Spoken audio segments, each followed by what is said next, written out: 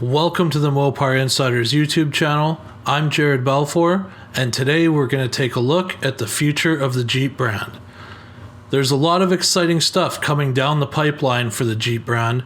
As outlined in Jeep's 5-year product plan, they will be launching new vehicles in 3 new market segments, 1 vehicle smaller than the current Renegade, a 3-row version of the Grand Cherokee that may or may not be called Grand Cherokee. This will be an addition to the 2-row Grand Cherokee, not replacing it. And Jeep will also be launching the full-sized Wagoneer and Grand Wagoneer. Wagoneer will be the shorter wheelbase version to go up against the likes of the Tahoe and Expedition, while the Grand Wagoneer will be the long wheelbase model to compete with the Suburban and the extended length Expedition.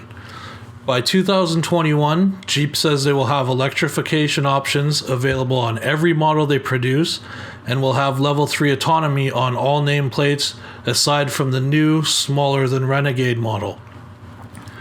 By definition, level 3 autonomy will allow a vehicle to drive itself as long as the right conditions are met, but the driver must be available to take control of the vehicle at any time. By 2022, Jeep says they will have 10 plug-in hybrid models and 4 full electric models.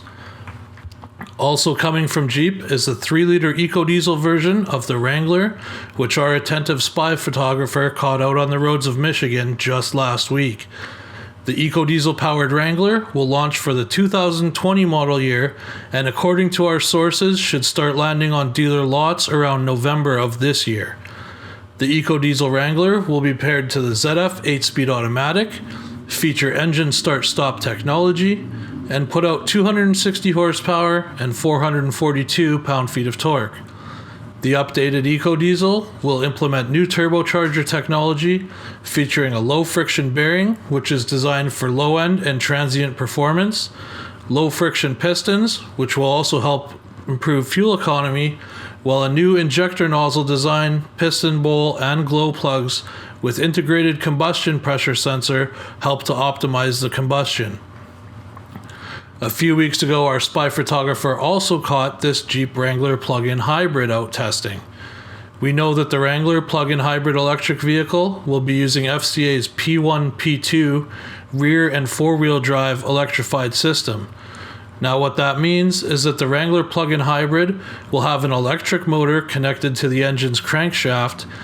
The electric motor is also linked directly to the primary input shaft of the transmission, which can be decoupled from the transmission. We expect that the powertrain will use the 2-liter turbocharged 4-cylinder as the main source of power. It is also likely that we will see the Wrangler plug-in hybrid debut at the LA Auto Show later this year, as it is scheduled to launch in January of 2020. One of the biggest catches lately, though, are these photos of a Jeep Wagoneer test mule that were caught just a week ago. Now, before all the armchair quarterbacks start pounding the comment section saying this is a ram body, we're fully aware of that, and all this is a chassis mule. As we have mentioned before, the Wagoneer and Grand Wagoneer will be built off the all-new Ram 1500 DT platform. There are a few things that give this away as a Wagoneer mule as well. First off is the fact that this mule is a quad cab with a bed that looks even shorter than the 5'7" bed that comes with the crew cabs.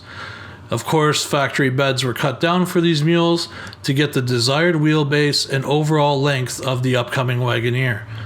We also see 2 supports tying the roof structure with the back of the box. Now, the reasoning for this is to simulate the rear roof structure of the SUV to test how the chassis behaves with the extra rigidity. And now, if you look at the rear suspension, you can see that engineers are trying to hide the fact that these mules are running an independent rear suspension setup as opposed to a solid rear axle. We do expect it will still be some time before we see Wagoneer mules testing with their production bodies. That's it for today's video. For all the latest Mopar news along with a ton of other content, make sure to regularly check out moparinsiders.com. Thanks for watching.